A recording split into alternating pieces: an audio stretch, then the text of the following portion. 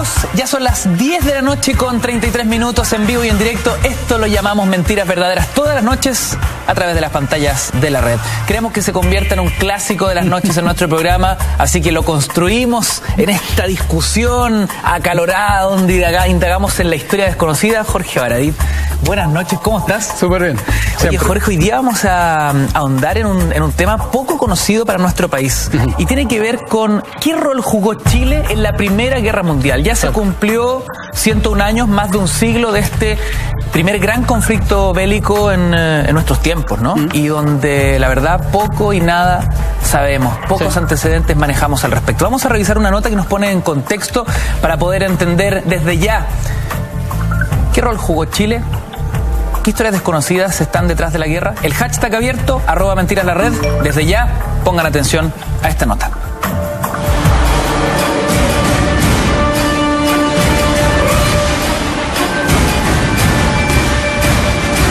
Este año se cumplieron 101 años del inicio del conflicto bélico más importante del mundo. Un conflicto que acabó con la vida de 20 millones de personas entre civiles y militares y terminó con 4 imperios. Hablamos de la Primera Guerra Mundial.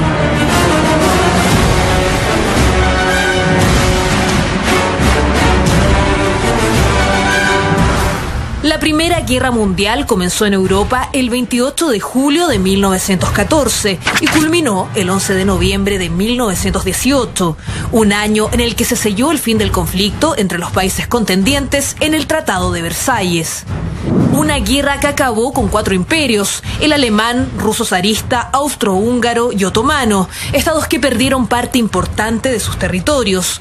Producto de esto, en Europa se constituyeron nuevos países como Finlandia, Estonia, Letonia, Lituania, Polonia, Yugoslavia, Checoslovaquia y Hungría. Una guerra que marcó el siglo XX y llevó a la consolidación como grandes potencias mundiales a Estados Unidos y Japón, vencedores de la guerra. Pero, ¿cómo afectó a nuestro país esta guerra? ¿Qué rol tuvo Chile en la Primera Guerra Mundial? ¿Hay tesoros alemanes ocultos en el sur de Chile? ¿Estuvo la escuadra naval alemana anclada en Valparaíso?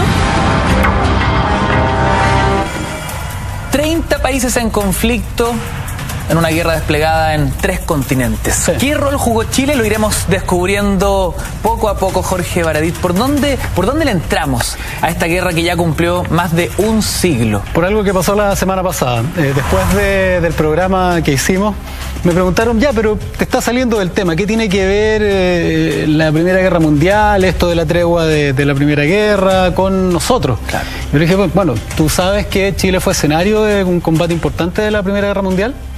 ¿No te dijeron? Claro, fue como, no, ¿de dónde estoy sacando esto? Yo le dije no solo eso, un combate que dio inicio a un momento de la guerra que determinó prácticamente su resultado, porque fue destruida la escuadra alemana entre aguas argentinas y aguas chilenas, en un evento que se conoce como la Batalla de Coronel. No muchos saben, frente a Coronel, en nuestro país, hubo un combate naval entre tropas, entre acorazados alemanes y acorazados ingleses, y la Batalla de las Malvinas, con nombres como von Spee, Canaris y gente que está muy en la historia de la Primera Guerra Mundial. Entonces estamos ahí, de alguna manera. Ahora, en materia formal, por supuesto que el gobierno chileno de la época se mantuvo total y absolutamente al margen de lo que estaba pasando en los otros continentes. Más o menos. Siempre Chile ha tenido una posición... somos un país chiquitito, somos un país medio pacato, ¿no? Entonces, por ejemplo, en la Segunda Guerra Mundial, ¿Chile entró en la Segunda Guerra Mundial? Sí. Tú sabes, en Europa se acabó como en abril, podríamos decirlo, de 1945. Bueno, Chile entró un poquitito antes. Le declaró la guerra a Legia, así como que tiró la piedra detrás de un árbol. Y en la Primera Guerra Mundial, más o menos también.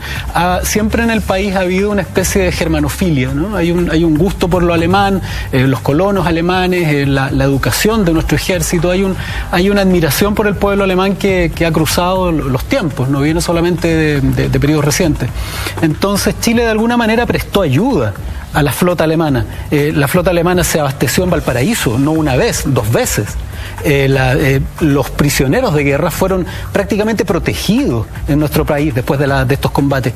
Hay que pensar que, para ponernos en contexto, la Primera Guerra Mundial, si te parece, dibujémosla bien en pequeñito. el mundo estaba compuesto de imperios. El imperio ruso, monstruoso, gigantesco. El imperio británico, que estaba en ultramar y era poseedor de la flota más potente del mundo en ese momento, durante el siglo XIX. Estaban los imperios españoles, Italia tenía sus colonias, todo el mundo quería tener colonias.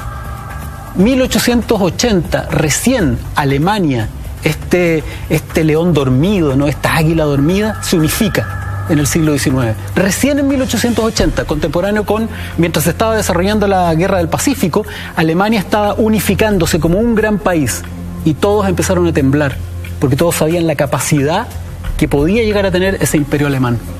Ahí comienza un proceso que culmina en la Primera Guerra Mundial. Alemania quería tener sus colonias. Alemania quería convertirse en un imperio en ultramar para enfrentarse a Gran Bretaña, para enfrentarse a los franceses, a los rusos. Quería tener su lugar en la historia. Y para eso tenía en el trono a Wilhelm, Guillermo, un rey no muy iluminado, no muy luminoso, que lo primero que hace, una de las primeras cosas que hace es echar a Otto von Bismarck, que era un genio de las relaciones diplomáticas internacionales, y se suma en una especie de ostracismo y de batalla de todos contra todos. Levanta una flota, levanta un tremendo ejército, empieza a amenazar a todo el mundo, la beligerancia es muy fuerte, y una chispa, solo una pequeña chispa. Mucha gente no sabe que la Primera Guerra Mundial fue detonada por una persona, por un disparo. El 28 de junio de 1914, Gavrilo Princip, un joven bosnio, dispara y da muerte a Francisco Ferdinando, que era el heredero al trono de Austria, del gran imperio austrohúngaro en ese momento. La excusa perfecta para que... Y en ese momento se produce un reguero de pólvora espantoso, y te lo voy a contar bien en cortito. Siempre está esta lógica de la diplomacia internacional, donde si tú tienes un vecino, tu aliado es el vecino de ese vecino. Claro. Por ejemplo, Chile, que tiene un temas con Perú, su aliado es Ecuador, y se ayudan, ¿no? Entonces, Alemania en el centro, Austria-Hungría en el centro, tenían a el enorme Rusia y Francia como enemigos. Y Gran Bretaña, que ya no le gustaba tanto a Alemania porque se había metido en los mares. ¿Qué pasó? Austria-Hungría le matan a su príncipe, en el fondo, a Francis Ferdinand, y le exige cosas inexigibles a Serbia y a Bosnia, que eran los Balcanes, donde ellos tenían intereses. Los rusos se ponen en guardia, porque si Austria-Hungría ataca a Serbia, ellos son aliados, y saben que si ataca a Austria-Hungría, detrás viene Alemania. Entonces, Rusia toma una determinación, mueve sus tropas hacia la frontera. Alemania se pone en guardia. Austria-Hungría invade los Balcanes. Alemania abre un plan que tienen escrito hace mucho tiempo, que se llama el Plan Schlieffen, que dice, si te ataca Rusia, seguramente te va a atacar Francia. Pero Rusia es lento. Rusia es un oso grande, con tremendos territorios, le va a costar atacar. Lo primero que hay que hacer, si te ataca Rusia, es pegarle a Francia. Perfecto. Es decir, tienes un amigo grande y un amigo ágil y chico, pégale al chico y después te encargáis del grandote. Y lo que hacen es invadir Francia y se desata una guerra de alianzas. Por atacar a Austria-Hungría, Serbia entra a Rusia, Alemania ataca a Francia para defenderse de Rusia, Gran Bretaña, aliado de Francia, y ataca... Guerra mundial, empieza una carnicería espantosa hasta el día de hoy, o sea, hasta mucho antes de la Segunda Guerra Mundial, o sea, hasta antes de la Segunda Guerra Mundial se conocía como la Gran Guerra. Esto fue una carnicería, Nacho, horrorosa. Estamos hablando, entiendo, de cerca de 10 millones de muertos. 10 millones de bajas del ejército. Estamos hablando de que en ese momento Chile debe haber tenido 6 millones de habitantes. Estamos hablando de 10 u 11 millones de bajas militares. Estamos hablando de 20 millones de personas en total, muchas veces sin contar los desaparecidos. Una guerra que enfrentó tropas prácticamente desarmadas frente a ametralladoras, frente a tanques, frente a una guerra tecnológica como nunca se había visto antes. En la Primera Guerra Mundial aparecieron las ametralladoras a gran escala, aparecieron los tanques, aparecieron los aviones, aparecieron la guerra química. Guerra química en la Primera Guerra Mundial. ¿Qué tipo de armas utilizaban? Gas mostaza, gas sarín, una cantidad de descubrimientos tecnológicos y sin freno. Porque hoy día uno puede, ¿no? A través de resoluciones internacionales decir, no, esas armas están prohibidas, no, esas dañan a civiles. En esa época era el infierno desatado sobre la tierra sin ningún freno. No habían tampoco herramientas tecnológicas para enfrentar muchas de las enfermedades más simples. Estamos hablando de que todavía los antibióticos estaban ahí. Entonces los muertos por gripes. Se desata la gripe española en esa época. Millones de muertos más. Las enfermedades, los desastres. Gente que vivió años en trincheras sin moverse prácticamente un metro. Era una masacre diaria como nunca ha habido antes, ni siquiera, diría yo, en la Segunda Guerra Mundial. Qué locura. Eso que se desató y que duró hasta 1918 y que sembró la manera como terminó lo que vino después, la Segunda Guerra Mundial, tuvo un pasaje determinante que comenzó en nuestras costas. La flota alemana, que era uno de los motivos de disputa con Gran Bretaña, porque Gran Bretaña era el rey de los mares, llevaba un siglo siendo el rey de los mares y no quería que nadie se le metiera ahí, y tenían acorazados poderosísimos. Alemania invirtió y construyó una flota de lujo y se dedicó a moverse en el Pacífico, y el Maximilian von Spee, el almirante, tenía la escoba, ¿no?, en el Océano Pacífico. Y el 12 de octubre de 1914, julio, agosto, septiembre, octubre, 4 meses después de empezar la guerra, Maximilian von Spee estaba en Isla de Pascua, que era ya territorio chileno, en Isla de Pascua con su flota. ¿Qué hacían en Isla de Pascua? Estaban reprovisionándose, porque necesitaban puertos que no estuvieran controlados por los ingleses para reprovisionarse de carbón, de alimentos, y digamos que... Los puertos seguros. Y digamos que el Estado chileno colaboraba indirectamente con todo eso. El 19 de octubre de 1914 estaban en Robinson Crusoe, y el 30 de octubre la Armada alemana estaba en Valparaíso. Hay fotografías de la Armada alemana saliendo majestuosamente del puerto de Valparaíso, y a un costado se ven 2 barcos, creo que uno es de los Higgins, no recuerdo muy bien el otro, pero barcos chilenos de la Armada en el mismo, conviviendo con esta flota que estaba en guerra, y en guerra mundial contra aliados chilenos. Era muy delicado ese tema. Maximilian von Spee es un tremendo nombre en la historia naval alemana, y yo diría que mundial. Él se dirige hacia el sur porque su objetivo era cruzar hacia el Atlántico, y cuando va llegando a Coronel descubre que desde las Malvinas habían enviado al almirante Cradock, un británico, con cuatro acorazados. Ellos venían con 4 barcos, los alemanes traían 5, y frente a Coronel, en aguas chilenas, comienza una de las batallas decisivas de la Primera Guerra Mundial. Wow. En esa batalla, por primera vez en décadas, los ingleses sufren una derrota. Spee, en unas maniobras alucinantes, pero ayudado por un detalle. El atardecer, por la posición de los barcos, fue al atardecer, recortaba los barcos británicos, y por lo mismo, por la luz, los alemanes no se veían tan claros. Se produce un intercambio de andanadas, se produce un intercambio de disparos, cañonazos. La gente seguramente desde la costa tiene que haber visto este humo, estos barcos gigantescos para la época. Hay unos pre-dreadnought, unos acorazados monstruosos, combatiendo, y la gente en Chile no debe haber tenido idea. Esto tiene que haber sido como... Qué locura, siendo espectadores de la historia. De la historia, exacto. Esto tiene que haber sido similar a que de pronto sales en Santiago y ves 2 cruceros estelares peleando en el cielo de Santiago, porque ese era el nivel de monstruosidad. Y en esa batalla se hunden 2 barcos británicos, no se salva prácticamente por el oleaje, por el tipo de barco, no se salva ningún marinero inglés, y los restantes 2 huyen hacia el sur, a la espera de un acorazado, el Canopus, que estaba escondido en Chiloé, o venía más o menos en Chiloé. En Chiloé.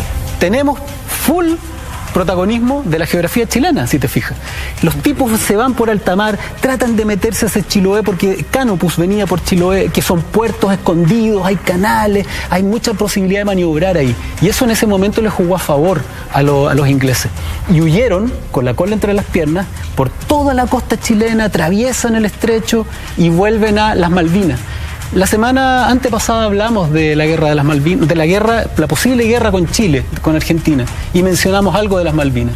Siempre se ha dicho, 2 islas perdidas en el sur del Atlántico, ¿qué importancia pueden tener para Gran Bretaña? Toda la importancia del mundo. Es un punto estratégico de control del océano Atlántico, porque Gran Bretaña todavía piensa como imperio, todavía piensa en su presencia a nivel planetario, y de cara a la Antártica, donde muchos países tienen puestos los ojos. La gente piensa por error que la Antártica ya está repartida. La gente piensa por error que ese mapa de ese pedazo de pizza de la Antártica que aparece bajo nuestro mapa es nuestro. Si uno ve el mapa argentino, se va a descubrir que el pedazo de pizza es prácticamente el mismo, solo corrido unos cuantos grados. Y hay otros países que también están reclamando, todos están reclamando soberanía. La Antártica no está repartida. Entonces, las Malvinas son súper importantes. Los alemanes querían atacarla. Ojo ahí, paréntesis. ¿Podríamos entonces prever conflictos futuros en torno a la repartición de la Antártida? La Antártica, tienes que pensar tú que es un territorio que está inexplorado, un territorio que está inexplotado. Deben ser de las reservas de agua, que van a ser las siguientes guerras en el futuro, no por petróleo, va a ser por agua. Hay napas subterráneas en Sudamérica, en Paraguay, que ya están en el ojo del gobierno norteamericano. Ya se detectó que las aguas de Puerto Williams, por ejemplo, son de las más puras del planeta. Eso es porque a 40, 50, quién sabe, años más, las guerras van a ser por agua. La Antártica, sin duda, es uno de los reservorios de agua más importantes del planeta. Entonces, un territorio que por decreto de la ONU no puede ser explotado comercialmente, está virgen de minerales, de petróleo, de agua, de cualquier cosa que se pueda encontrar. Entonces, los dientes de los grandes dueños de este planeta, olvídate, eso que yo hablo de pedazo de pizza es literal. Además que hay cosas que uno no se da cuenta. Las proyecciones del mapa del mundo la muestran como una cosita que está allá abajo. La verdad es que si uno pudiera tomar el mapa mundi y mirarle el trasero, ¿no? Claro. La Antártica es un territorio monstruoso, inmenso. Cabe toda Europa, cabe prácticamente todo Sudamérica. Es un monstruo, ¿no? Es un continente aparte. Que puede significar conflictos bélicos a futuro. Bueno, de hecho, las islas, la Picton Nueva Lenox, uno de sus conflictos o uno de sus puntos de conflicto tenía que ver con su proyección antártica, ¿no? Entonces, por eso que Chile está tan preocupado de mantener población viviendo allá, de tener la villa, las estrellas, de hacer investigación, porque en el fondo de esa manera justifica la soberanía que está reclamando, ¿eh? Nadie va a poder venir a decir, oye, ¿qué estás reclamando tú si no has hecho nada? No, compadre, yo llevo no sé cuánto, 40 años, el primer presidente en visitar la Antártica fue chileno, tenemos gente viviendo ahí todo el año, se hacen recitales de música ya, o sea, está vivo, ese territorio es chileno. Entonces, hay un interés particular muy importante. Ahí ¿sí? tenemos, Jorge, el mapa argentino en esta analogía, sí, claro, que es muy notable, porque efectivamente es un gran pedacito de pizza. Exacto, y si te fijas, toda esa península que nosotros también reclamamos como nuestra, que se aducen algunos edictos o algunas leyes durante la conquista, ¿no? Que de tal punto hacia abajo va a ser parte de la capitanía, pero en realidad está en disputa. Y el territorio, ni hablar, el territorio británico que se reclama también. De hecho, los nazis hicieron viajes a la Antártica en búsqueda también de puntos de contacto. Bautizaron New Schwabenland, por ejemplo, el mismo Canaris, que es muy divertido porque Canaris era tropa del Dresden, uno de los barcos de la batalla de Coronel. Él con posterioridad volvió a Alemania, se convirtió en un alto jerarca nazi y hizo viajes hacia Chile de nuevo. De hecho, es bien divertido, Canaris, este tipo que era del Dresden, después como espía en España, y dado su nulo acento alemán en el español que hablaba, decía ser Rit Rosas, chileno. El mayor espía nazi en España durante la Segunda Guerra Mundial era un chileno, entre comillas, era Rit Rosas, y decía venir de Osorno.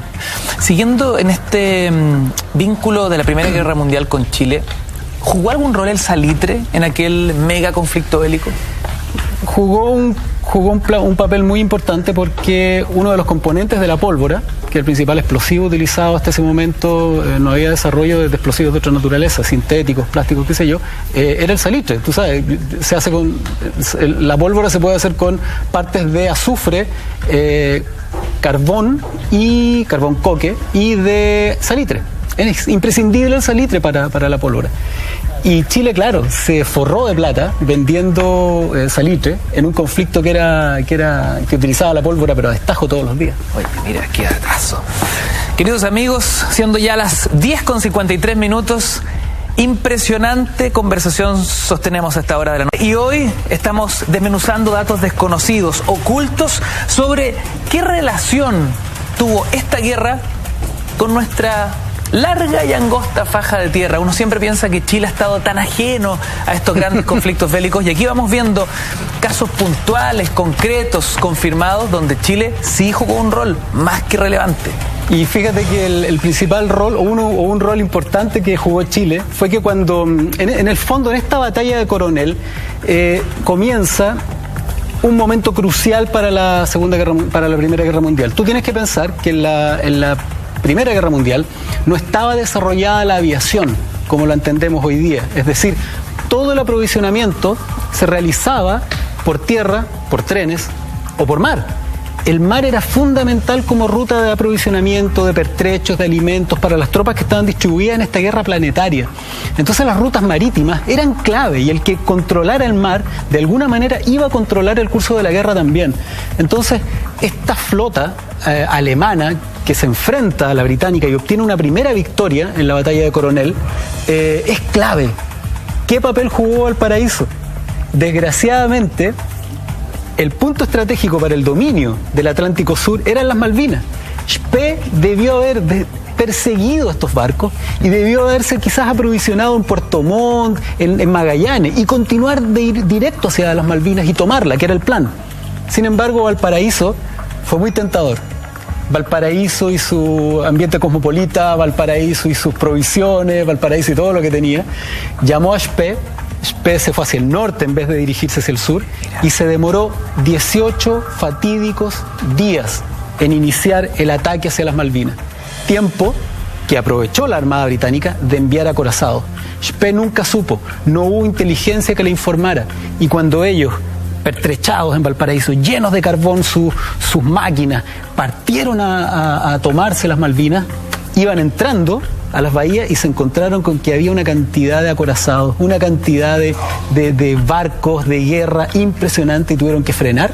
En otro hecho que fue clave también, Spee debió haber atacado quizás, sin embargo frena, se devuelve y comienza una de las persecuciones más sanguinarias de la historia de las armadas y de los combates navales. ¿Por qué se retiró?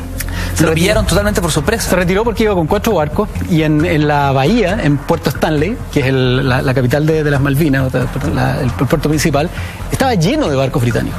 Entonces dijeron, no, esta cuestión no nos salvamos, tenemos que devolvernos. En cambio, sin pensar que todos esos barcos estaban estacionados y podrían haber hecho un ataque que habría dejado la escoba. Quizás habrían perdido un par de naves, pero también habrían ocasionado un tremendo daño. En vez de eso, retroceden, comienzan a huir hacia el estrecho de Magallanes en dirección a Chile, curiosamente.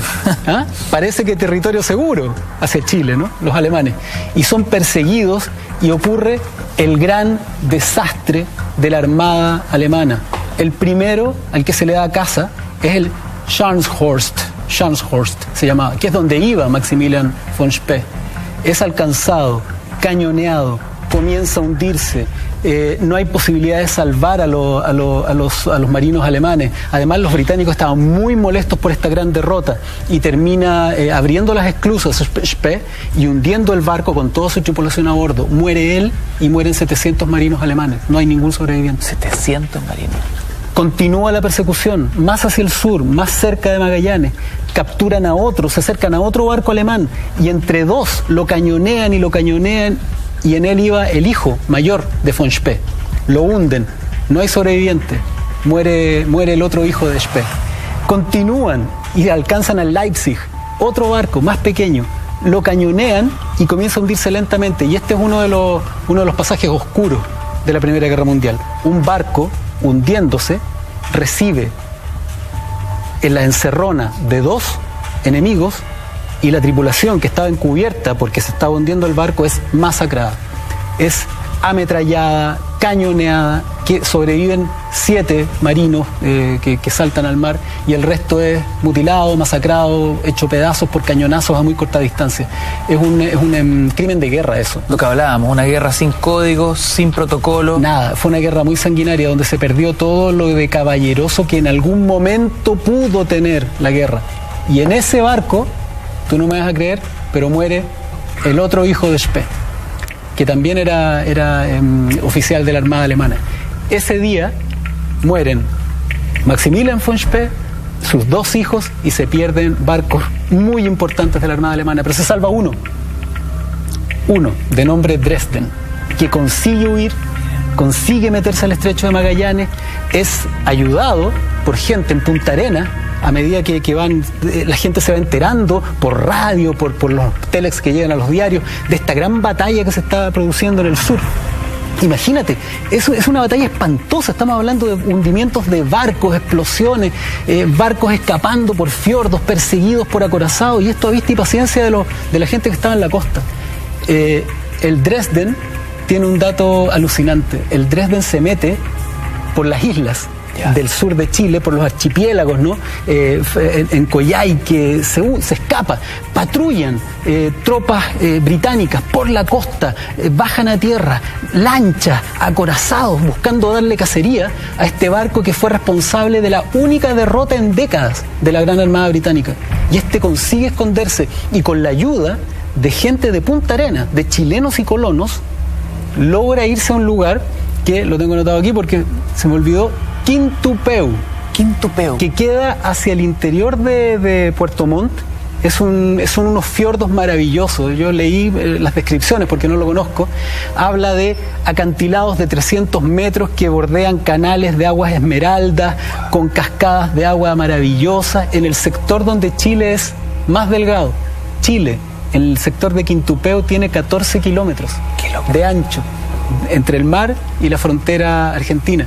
En ese lugar vienen desde Puerto Montt, desde Osorno, colonos en lanchones, les traen cerveza, les traen embutidos, les traen música, fiesta, se juntan con ellos, los llevan a otras islas, toman la maquinaria dañada del Dresden y en un sistema de postas, para evitar la detección de los británicos que están vueltos locos buscándolo, los reparan en Puerto Montt. En Puerto Montt se reparó maquinaria de uno de los acorazados más famosos de la Primera Guerra Mundial. ¡Qué increíble! Hay, con nombre y apellido, los alemanes, colonos, descendientes de alemanes, que ayudaron al Dresden a mantenerse escondido en Quintupeu. Fueron 2 o 3 meses, en que esos marinos vivieron en una especie de paraíso. Estamos hablando del verano. Estamos hablando que todo enero ellos lo vivieron en este lugar idílico que es realmente un paraíso. Algún día estoy seguro que voy a viajar porque las fotos que vi son increíbles. Y vivieron en calma y tranquilidad, pero en algún momento tenían que salir de ahí. Ellos eran soldados, tenían instrucciones, repararon el Dresden, se demoraron hasta entrado febrero y siguieron rumbo hacia el Pacífico, a reunirse, intentar reunirse con el resto, con lo que queda de la flota. Pero con un detalle que alimenta la leyenda. El Dresden, meses atrás, había estado en México rescatando a residentes alemanes de las revoluciones y de los golpes de Estado incesantes que habían en México. Y en un gran cofre metieron las alhajas, el oro, la plata, los bonos y todos los objetos de valor de las familias poderosas que vivían en México. Las metieron en la bodega, en un tesoro multimillonario, y emprendieron viaje a Alemania, pero tuvieron que regresar. Y ahí se enfrentan y ocurre todo esto que te digo yo. Entonces, el Dresden, que estaba en Quintupeu, tenía en sus bodegas un tesoro multimillonario de oro, plata y materiales y gemas preciosas. ¡Qué increíble! ¿No hay ninguna posibilidad que parte de ese tesoro haya quedado acá?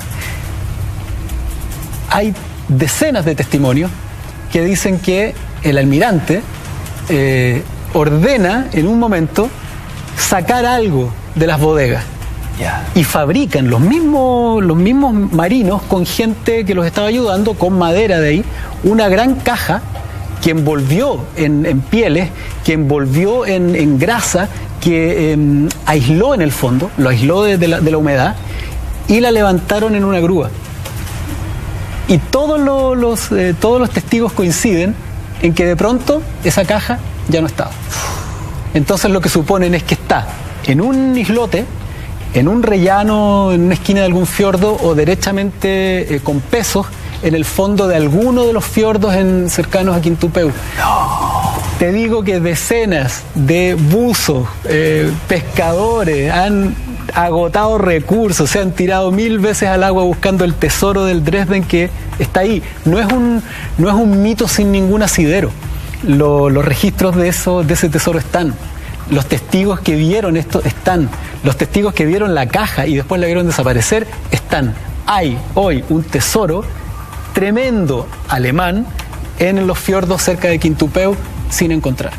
¡Qué increíble! Por ejemplo, el Dresden no termina ahí sus aventuras. Esta aventura alucinante, ¿no? Que es una batalla donde derrotan a los británicos, que es una fuga de película que hacen entre medio de los fiordos y de los canales chilenos, esconderse durante meses. O sea, ¿por qué no han hecho esa película, por Dios? Y emprende rumbo a Juan Fernández. Hacemos un breve alto, Jorge. Esta historia está alucinante. Queremos saber más acerca de las andanzas de esta embarcación del Dresden. Y asimismo, quiero saber a la vuelta, ¿dónde estaba el mayor poderío militar de armamento en esta Primera Guerra Mundial? Más antecedentes sobre qué rol jugó Chile en este primer gran conflicto bélico global. Pero antes, un breve alto. Somos Mentiras Verdaderas, ya volvemos.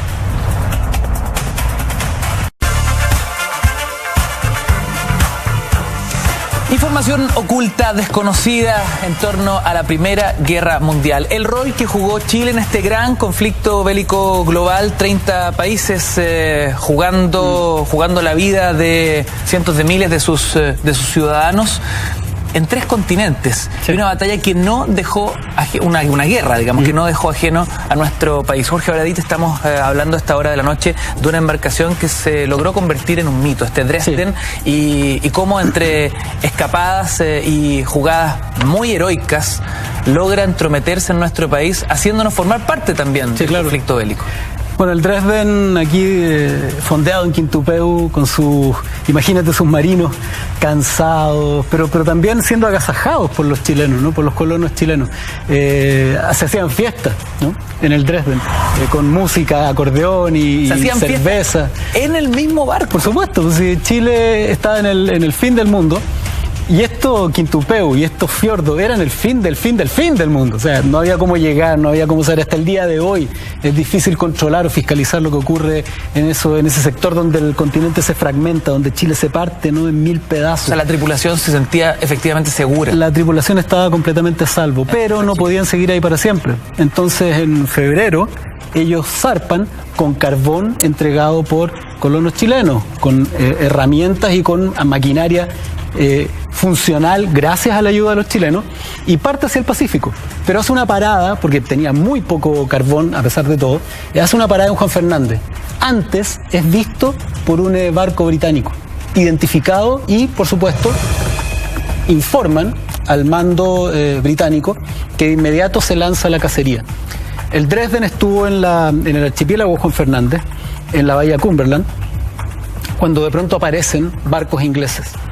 Lüdecke, el capitán del Dresden, levanta banderas blancas, banderas de parlamento, pero los británicos están tan choreados, tan aburridos de esto y quieren zanjar la cuestión de una, que se ponen a disparar, ¿no? Hay un cañonazo que mata a 6 marineros, entonces Lüdecke dice, no, sabes que hasta aquí llegamos, y toma una decisión que es muy usual en la marina. Cuando no hay nada que hacer, hundes el barco, porque no quieres que lo tomen y lo utilicen, ¿no? Como pasó con el Huáscar, por ejemplo. El acorazado, por ejemplo, hermano del Huáscar, en la Guerra del Pacífico, el Manco Cápac, Perú tomó una decisión de este tipo: abre las esclusas y lo hunde, antes de ser entregado a los chilenos. Entonces, Lüdecke toma la misma decisión, hunde el barco, le ordena a su tripulación alcanzar costa, y en la costa es rescatado por chilenos. y el gobierno chileno toma una determinación súper interesante. Los declara prisioneros de guerra.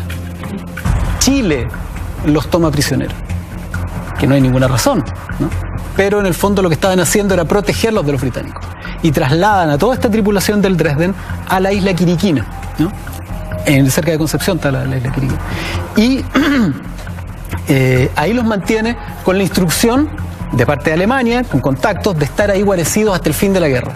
Sin embargo, y aquí hay dos historias, ¿no? Hay una que dice que se escapó Wilhelm Canaris con dos más, que era un teniente en esa época, creo, no recuerdo bien.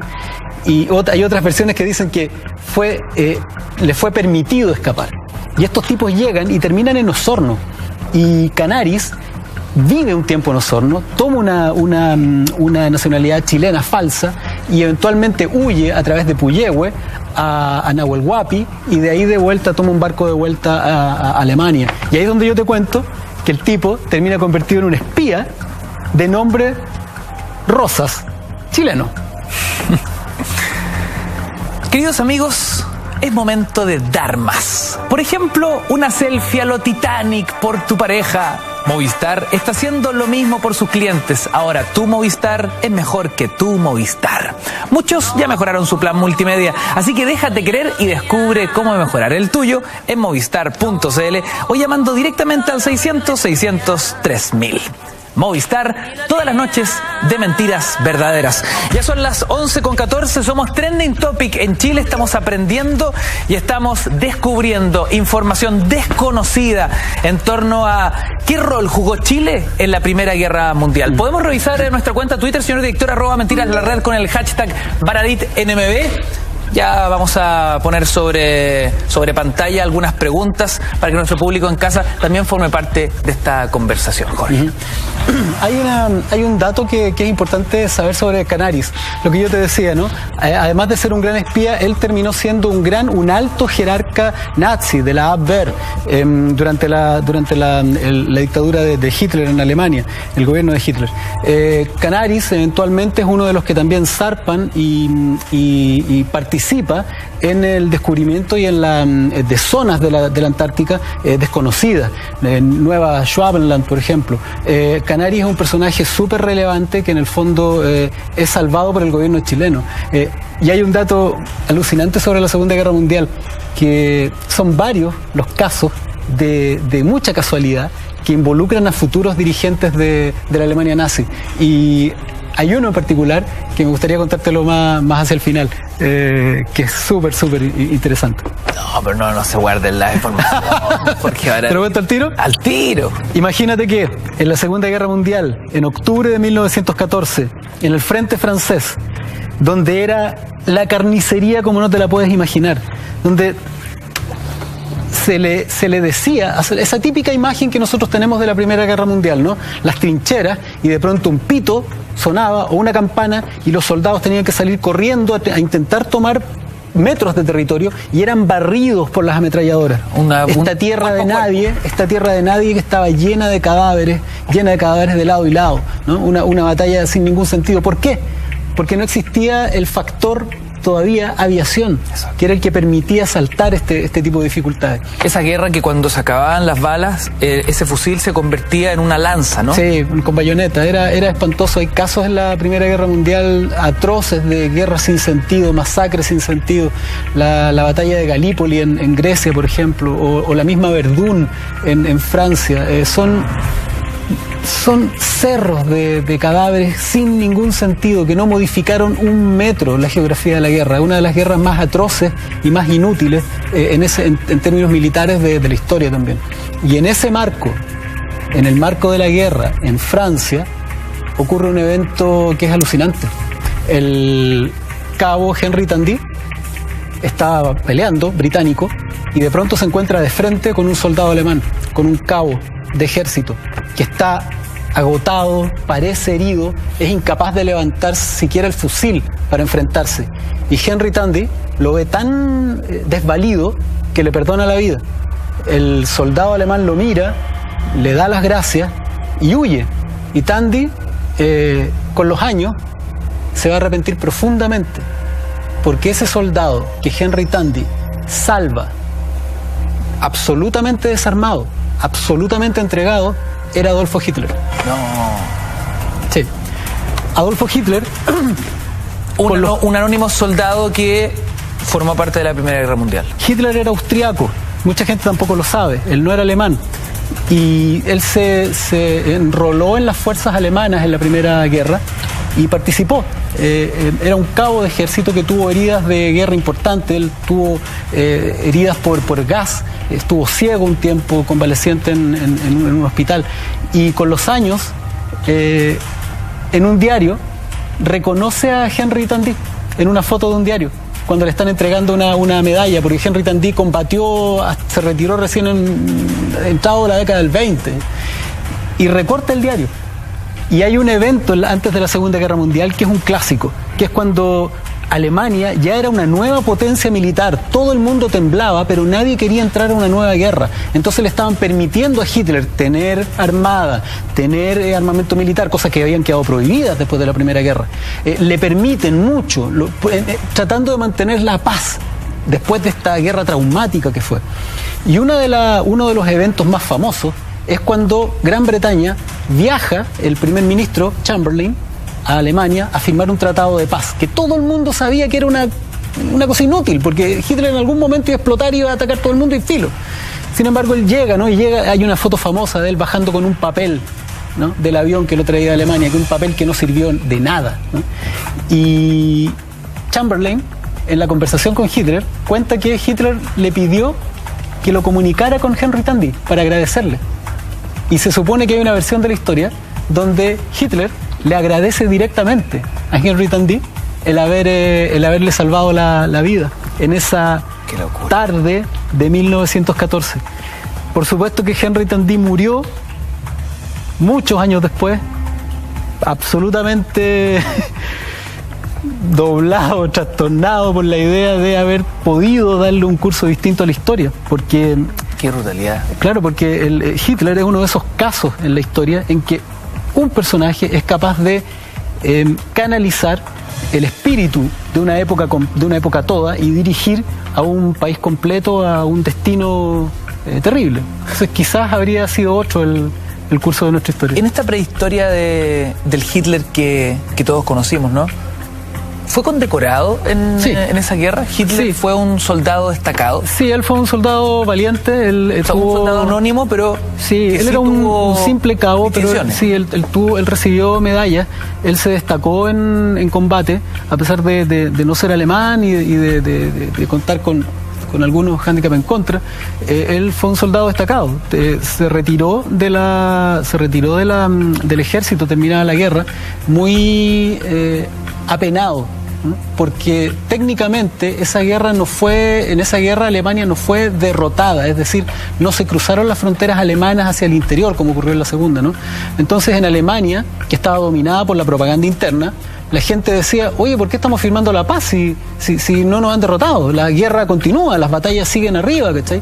Y se incubó lo que se conoció como la tesis del puñalada por la espalda, que los dirigentes más de izquierda, más demócratas de Alemania, concertaron esta paz, ¿no?, y que la puñalada a los soldados no se la dieron los franceses desde frente, sino se la dieron los propios alemanes desde atrás. Y esa tesis es la que contribuye a generar esta odiosidad no solo contra la izquierda y contra la democracia, ¿no?, sino también contra Francia, contra Rusia y contra todos los que después del fin de la Primera Guerra Mundial humillaron a Alemania con unas leyes y unas imposiciones terribles que lo único que hicieron fue sembrar el odio y la semilla para lo que vendría después, esta especie de venganza alemana contra Europa. Jorge, cuando seguimos siendo trending topic en nuestro país, a través de nuestra cuenta en Twitter, recibimos preguntas de nuestros amigos en casa, @mentiras_la_red con el hashtag BaraditNMB. Señor director, dice más o menos así. Nos pregunta don Danilo, ¿qué hay de cierto en el mito que Hitler tenía origen judío? Supongo, ¿no? Sí. Bueno, no va a ser el tema de esta noche Hitler, pero sí hay algunos, mira, estudios hay para todo, ¿no?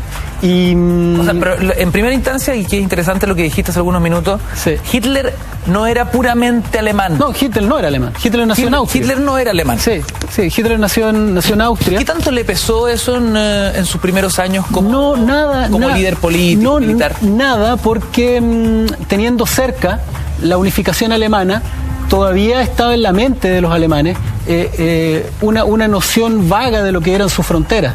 Se supone que los alemanes en algún momento consideraron, esta gente que se unificó en 1880, acuérdense lo que hablamos al principio, Alemania era decenas de principados chiquititos y recién en 1880 se unificó. Eso provoca una guerra con Francia, que estaba en desacuerdo con esa unificación porque se le venía un monstruo encima, al lado, guerra que se llamó la guerra franco-prusiana, ¿no? Pero que esa es otra historia.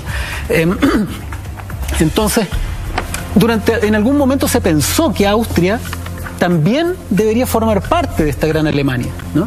Y durante esa época además circulaba la tesis de la Pangermania, que es un poco la que utiliza Hitler para justificar algunas anexiones. Lo que Hitler plantea que lo que está haciendo con algunas de estas invasiones y estas anexiones es construir la Gran Germania, ¿no? Él hablaba de la Gran Germania. Entonces los países escandinavos, incluso ellos consideraban a Gran Bretaña hermanos en la raza, ¿no?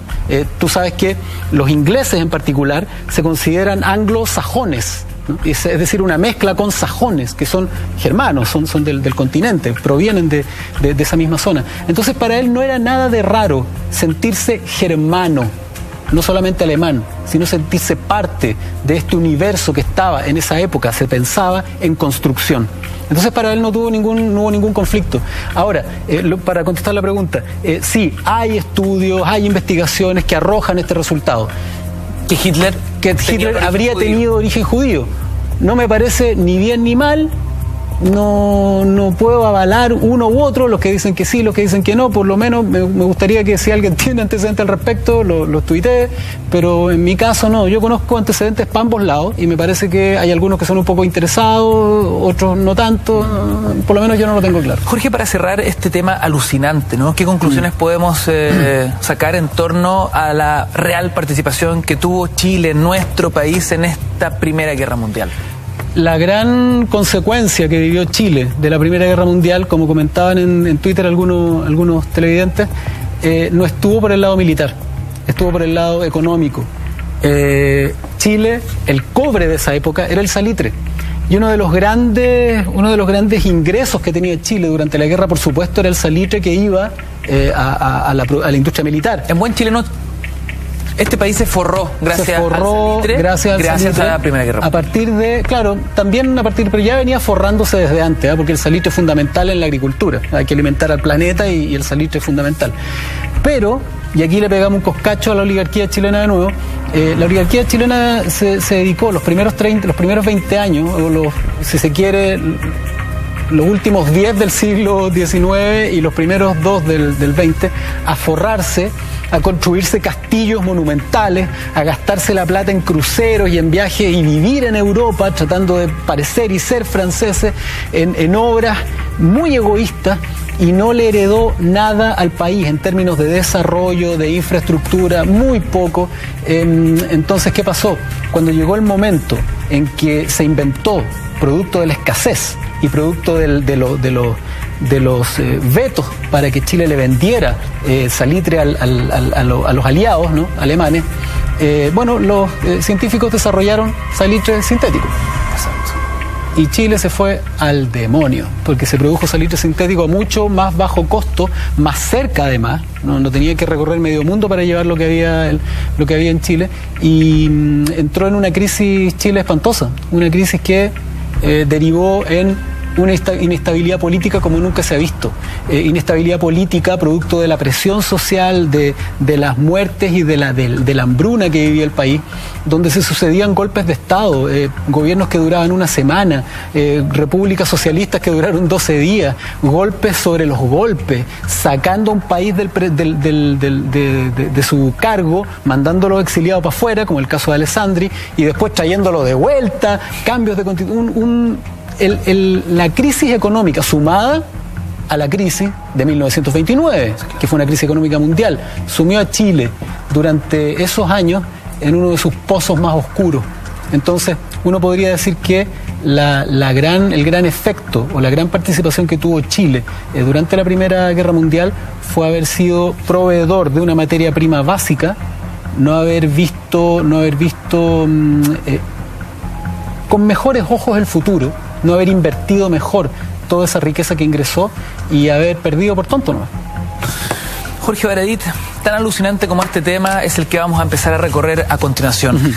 Historias ocultas, desconocidas en torno a la fundación de nuestra capital, Santiago de Chile. Vamos a viajar al 12 de febrero de 1541, pero incluso antes, sí, para entender qué había en la cabeza de Pedro de Valdivia, qué había en la cabeza de esos conquistadores. Hacemos un breve alto y volvemos con más Jorge Baradit en esta noche de mentiras acá en la red. No te vayas.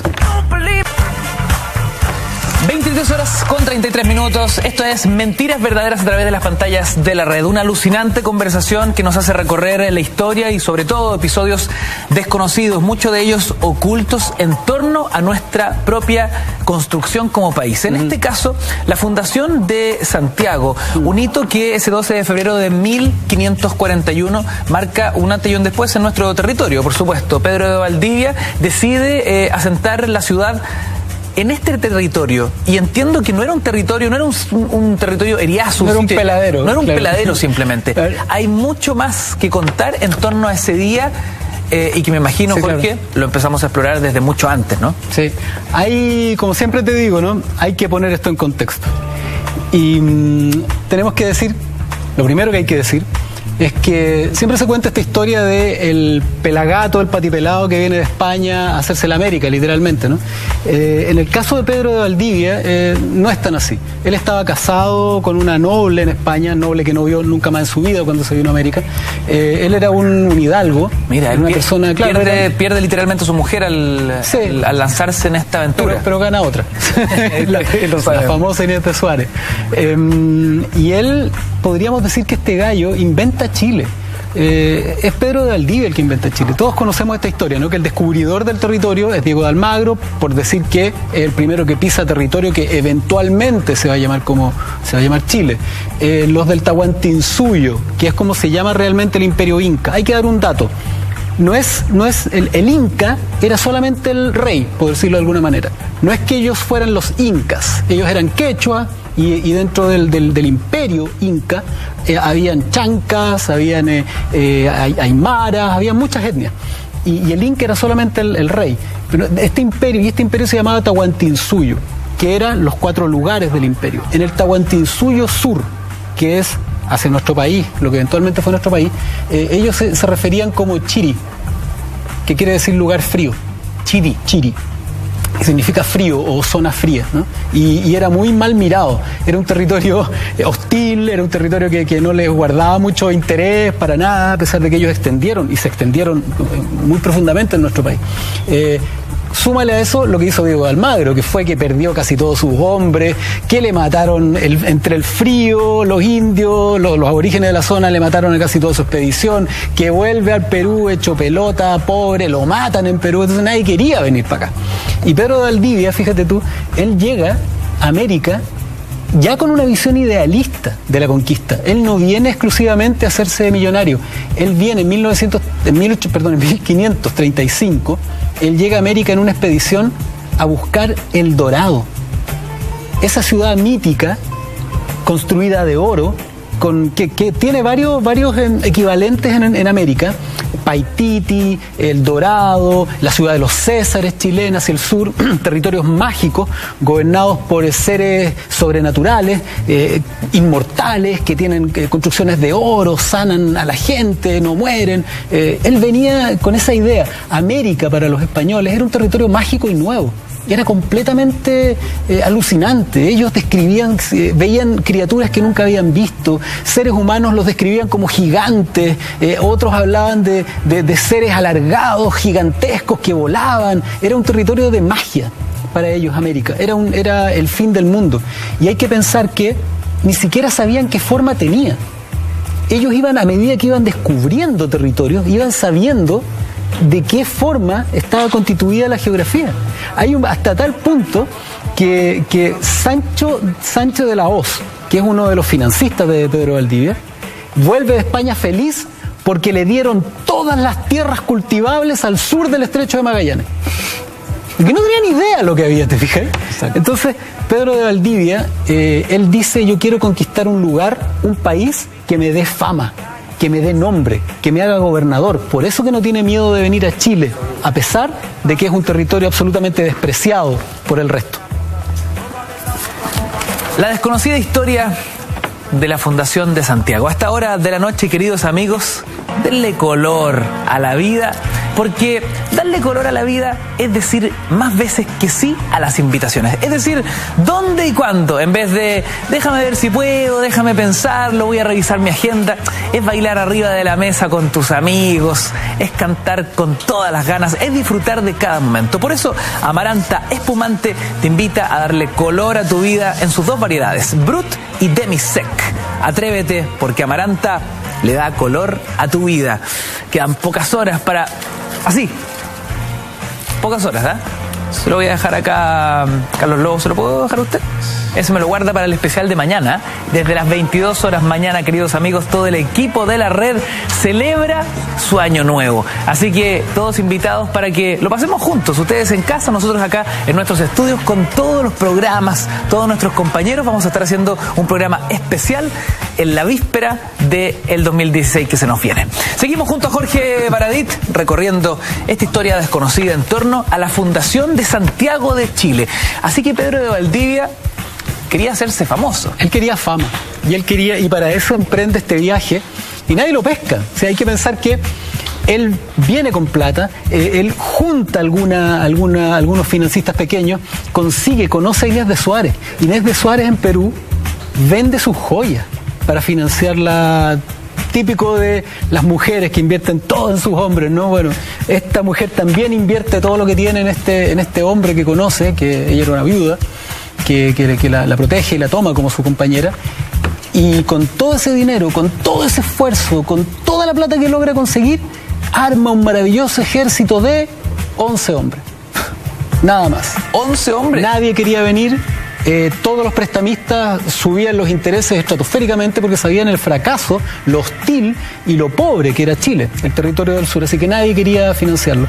Ahí viene este Sánchez de la Hoz que te contaba yo, le pone la plata, pero un tipo muy chueco que varias veces trata de matar a Pedro Valdivia, de apoderarse de su riqueza, y logran armar un grupo de 160 hombres, ya que ya es más decente, la mayoría a caballo, armas, armaduras, algunos guías indígenas, y se hacen, esto lo logran hacer recién en Chiu Chiu, que es cerca de Calama, ¿no? Exacto. Se le fueron uniendo personas.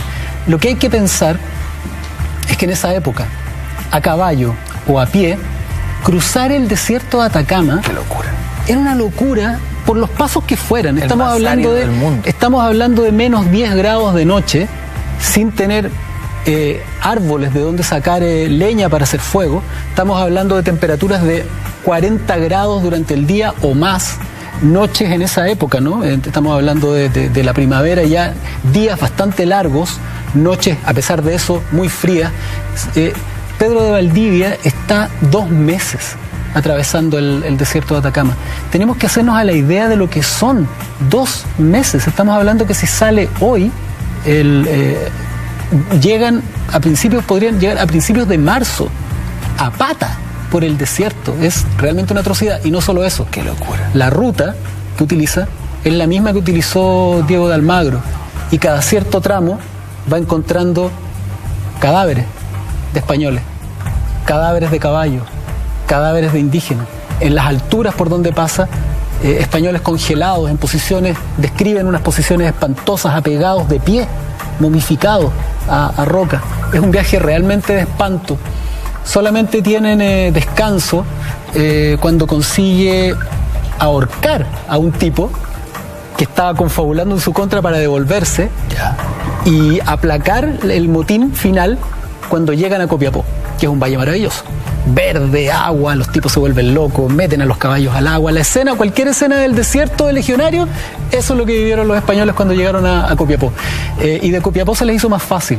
y siguieron al sur. Y ellos pensaban que estaban atravesando el mundo, que se estaban alejando del imperio inca. Ellos cuando llegaron al Valle de la Concagua y empezaron a encontrar ya asentamientos humanos más organizados, encontraron a Michimalonco, que era del Valle de la Concagua, que les peleó un poquitito, pero que no le hizo mucho ejercicio. Ellos pensaban que estaban llegando al fin del mundo. Estaban alejándose del Tahuantinsuyo, del Inca, estaban encontrando territorio. Atraviesan los pantanos de Quilicura, porque eran pantanos. La gente más vieja lo sabe, los más nuevos no, eran territorios pantanosos. Por eso que se dañaron tantos edificios para el terremoto, porque no son terrenos muy estables en Ciudad Empresarial. Pero cuando entra al valle del río Mapocho, descubren, yo creo que es una sorpresa mayúscula, que había una ciudad inca en Santiago de Chile. El valle del Mapuchuco, como se llamaba el río Mapocho originalmente, tenía una ciudad inca. Era parte de las guarniciones del Tahuantinsuyo Sur. Y era una ciudad con tambos, con habitaciones, con sitios ceremoniales, una ciudad inca en toda propiedad. Y esto que te estoy contando yo es un descubrimiento relativamente reciente. El Museo Nacional de Historia Natural lleva años realizando esta investigación y recién la liberaron entre el 2012 y el 2013 para asegurarse que esto fuera así. Santiago existió antes de Santiago. Hubo asentamiento inca, ciudad, centro ceremonial en el Valle del Mapuchuco. Es súper bonito el nombre, Mapuchuco. Significa agua que se entierra, que se hunde en la tierra. Porque no mucha gente sabe que el Mapocho se pierde. Hay un momento en que el Mapocho desaparece. Mapuchuco es agua que se hunde en la tierra. Estoy bien impresionado con varios de los elementos puestos sobre la mesa. De partida, el coraje y la convicción de estos conquistadores de seguir avanzando en las más precarias condiciones. Espantosas. Sin ropa técnica ni adecuada, sin alimentos, sin hidratación, todo a caballo, todo a pie, en las condiciones climáticas más extremas. Y sin objetivos, sin saber lo que había. Viajaban a tal punto que llegaron a una ciudad que ya había sido fundada. Sí, claro. Me acuerdo un chiste de Lelutier que dice que fundaron Caracas en medio de Caracas, que ya estaba fundada. ¿Cómo reacciona Pedro de Valdivia en ese contexto, ¿no? ¿Y por qué decide de todas formas fundar Santiago entendiendo que habían asentamientos previos? Sí, él encuentra una de las cosas que él necesita, porque son 160 hombres, ¿no? Para explotar la tierra, para explotar agrícolamente, la agricultura y explotar también lavaderos de oro que espera encontrar, necesita indígenas. Entonces la zona proveía de muchos habitantes naturales que podían ser utilizados en labores. Además, este valle tenía tierras cultivables de muy buena calidad. Estaba protegida además y encontró una característica en el territorio donde fundar la ciudad muy especial, cosa que no mucha gente sabe, ¿no? Santiago fue fundada entre dos ríos. Mucha gente no sabe que el Mapocho, en el punto de la Plaza Italia, se dividía en dos y bajaba por la Alameda un brazo y el otro por el actual cauce del Mapocho. Entonces la ciudad estaba junto a un torreón natural. Tú sabes que son importantes los torreones militarmente. ¿Para qué me mataste? ¿La Alameda era un río original? Sí, claro. Sí, pero era el otro brazo del río Mapocho. Entonces, ¿qué tenía? Tenías un territorio plano entre dos ríos, protegido por el Santa Lucía, que podía ser utilizado como vigía para mirar si venían tropas. Era un territorio extenso, entonces reunía muchas condiciones ese terreno en particular, donde estaba el tambo, la ciudad inca. Entonces, claro, el tipo se acampó ahí y no se dio cuenta que era un territorio con mucho potencial. Además, era la puerta hacia el norte y la puerta hacia el sur, en un territorio militarmente muy fácil de defender, porque era un valle amplio, entonces de mucha distancia tú veías si venía gente. Cualquier cosa, a cualquier caballo, tropa, cañón, le iba a costar cruzar el río, iba a ser una barrera natural. Entonces era muy propicio la zona, y además había muchos indígenas, como te digo.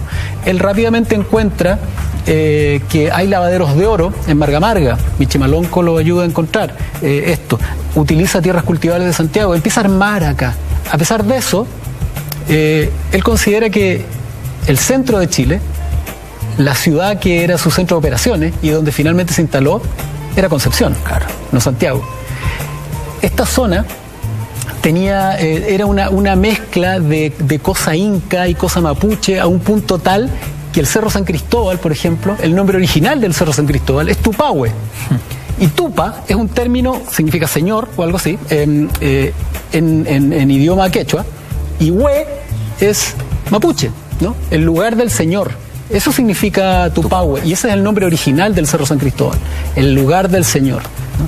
Y teníamos el centro ritual del Cerro El Plomo, que estaba conectado ritualmente también, en una especie de topología mágica, por llamarlo de alguna manera, o topología ritual, con el Cerro Santa Lucía. Si tú te parabas en el Cerro Santa Lucía, donde había un altar de culto inca, en el solsticio de invierno, el sol sale por el Cerro El Plomo. Es por eso que en ese cerro sacrifican, que es un término que ya algún día hablaremos de eso, un término en discusión, a un niño, que es lo llamamos la momia del Cerro El Plomo, ¿no? Que está en el Museo Nacional de Historia Natural también. Por eso sacrifican a un niño en un rito que se llama Capacocha y lo instalan ahí, porque en el fondo el sol toma a este niño y lo lleva por el cielo durante el solsticio, que es el Huetripantu mapuche, el Año Nuevo,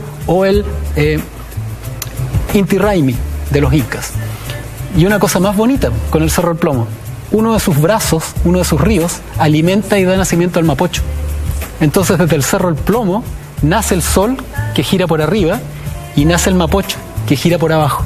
Entonces era un lugar ritualmente muy rico para los incas. Y se cruza con otro momento interesante, que es que Pedro de Valdivia instala su campamento el día 13 de diciembre, que es el día de Santa Lucía. Por eso que el cerro se llama Santa Lucía. Ese cerro no se llamaba Huelén, ¿ah? Hay una discusión ahí muy torpe en ese sentido. ¿No se llamaba Huelén? No se llamaba Huelén. No hay antecedentes hacia atrás de que se haya llamado de esa manera. ¿Y por qué su Benjamín Vicuña Maquena habla del cerro Huelén y hace una traducción como Piedra del Dolor, que no tiene ningún sentido. Dolor no se dice Huelén ni mucho menos en Mapudungun. Nadie sabe por qué se llama así. Hay un montón de tesis al respecto, de hipótesis, perdón, al respecto, pero no hay antecedentes reales de que ese cerro se llame efectivamente. Por eso que era tan torpe esta intención de la Municipalidad de Santiago de buscar cambiarle el nombre Santa Lucía por Huelén. No tenía sentido, no tenía principio histórico. Entonces, pero sí era súper importante para Pedro de Valdivia. Y aquí entra otra curiosidad, porque Santa Lucía, que es técnicamente el día en que Pedro de Valdivia llega a la ciudad y desde el cerro hace lo que se llamaba la vicio, es decir, cuando el tipo mira y decide que va a fundar la ciudad, ese día de Santa Lucía es el día era antiguamente, antes del cambio de calendario, era el día del solsticio de verano acá, el día de la mayor cantidad de luz, Lucía, Lux. Y se entronca con esto que hemos hablado tantas veces de la estrella de 5 puntas, la que trae la luz, Venus, que era el símbolo mapuche. Nosotros tenemos Santa Lucía, se le dice, la que trae la luz. Es una figura muy bonita que tiene que ver con Chile, esta idea de que tenemos una relación importante con la luz del conocimiento, con la luz de la esperanza, con la luz del futuro. Mira, la estrella de nuestra bandera tiene también ahí otra. Hay una forma de cruzarlo, con esto. Pedro de Valdivia es un gran personaje. Como te comentaba, Pedro de Valdivia prácticamente inventa Chile. Él funda La Serena, funda Santiago, Concepción, funda Valdivia, ¿no? Santa María la Blanca de Valdivia se llama, funda Villarrica. Él arma este segmento del territorio que se llama Chile, lo conecta, hace obras, establece senderos, rutas de abastecimiento. Es un tipo que en un lapso corto de 13 años, entre 1540 que llega y 1553, cuando lo matan en la batalla de Tucapel, prácticamente inventa un país. Esa fuerza que tenían los conquistadores españoles, que lo utilizaban para matar y cegar etnias completas, también los hizo capaces de armar monstruos de la nada, ciudades completas, territorios, renombrar, fundar, construir carreteras. Fue un tiempo de prodigios. y Pedro de Valdivia fue uno de los prodigiosos. Jorge, cuando ya son las 23 horas con 52 minutos, seguimos siendo Trending Topic en Chile. Queremos revisar qué está pasando en las redes sociales, queridos amigos. Sus preguntas en nuestro Twitter, @mentirasred, con el hashtag #ParaditNMB. Ahí está. Señor director, nos pregunta el señor Héctor Montesinos, ¿Inés de Suárez era tan sádica como lo ilustran los libros de historia? Qué buena pregunta. Porque Inés de Suárez, qué cantidad de mitos en torno a su figura. Mujer con carácter, sí, claro. Lo que mujer pasa es de armas tomar también. Es que eran tiempos muy distintos a los actuales. Eran tiempos donde la gente tenía una gripe y se moría. Eran tiempos donde un niño de 3 años tenía un cólico y se moría. A la vuelta de la esquina te agarraban. Santiago de Chile, hasta muy entrada la colonia, tuvo niveles de violencia con muertos diarios espantosos. El sentido y el valor de la vida era completamente distinto. Se mataba gente, se torturaban personas. O sea, hay que pensar. En la plaza de armas había un cadalso donde cada cierto rato uno veía un tipo colgando, te fijáis, públicamente. Habían cepos o un tronco donde la gente la amarraban, la agarraban a latigazos. Yo creo que llamar a Inés de Suárez sádica por ese pasaje en particular donde para frenar el ataque corta la cabeza de los caciques y los arroja, ¿no? Por sobre la empalizada, es un acto de guerra, es un acto dentro de un contexto de matar o morir, es la acción de una mujer de armas tomar, valiente y decidida. Pero en un contexto... Jorge, era lo usual dentro de el contexto es que eso es lo que digo. Hay un tema que es muy importante, y aquí me voy a hacer un off topic pequeñito. Cuando yo hablo de pongámonos en contexto, esto es algo que es fundamental hacer en historia, porque uno no puede juzgar hechos de hace 40, 80, 500 años con los valores, con nuestros criterios de valores actuales. Entonces, ahí se cometen errores bien complicados. Juzgar a Neruda por un gesto, un acto de misoginia hace los años 30 es ridículo, dado el contexto. Juzgar a Pedro de Valdivia o a los mismos indígenas, ¿no? Los indígenas también en esa época mataban, cortaban los brazos, le cortaban la cabeza, y nadie dice, oye, mira qué tan sádicos eran, ¿no? Qué tan sádico era Lautaro. Era un territorio en guerra, era un territorio donde se trataba de matar o morir, y en particular Chile, como lo hemos comentado otras veces, fue un Vietnam donde moría mucha gente, se mataban a muchos, ciudades que eran arrasadas 1, 2, 3 veces. Santiago de Chile fue arrasada un 11 de septiembre también, ¿no? Por mapuche. Entonces, ciudades que eran destruidas y vueltas a construir en el fin del mundo, más allá de 2 meses de caminata por desiertos, a través de un océano que no era navegable del todo en la época, aislado por una cordillera. Chile de verdad era una colonia marciana. Entonces la sobrevivencia en esta franja era otra cosa completamente distinta. Es difícil juzgar. Ahora, cuando uno entra en este ejercicio de juzgar o más bien de revisar en su contexto, ¿qué saca el limpio Pedro Valdivia después de todo este proceso de vida que lleva a cabo para conseguir fama, lo hablábamos, para conseguir trascendencia? Bueno, digamos que se sale con la suya. O sea, lo logró. Pero digo, no en el contexto actual, sí. En lo que él buscaba. Relativamente. Él consigue tierras, consigue tener algunos lavaderos de oro. Él tenía claro, él quería tener un puesto político de cierto poder. Él consigue ser nombrado gobernador de la capitanía. Él termina como capitán general de este territorio. Él es la máxima autoridad de unas extensiones gigantescas, no muy ricas, no muy tranquilas como otras, pero él consigue el estatus que venía a conseguir.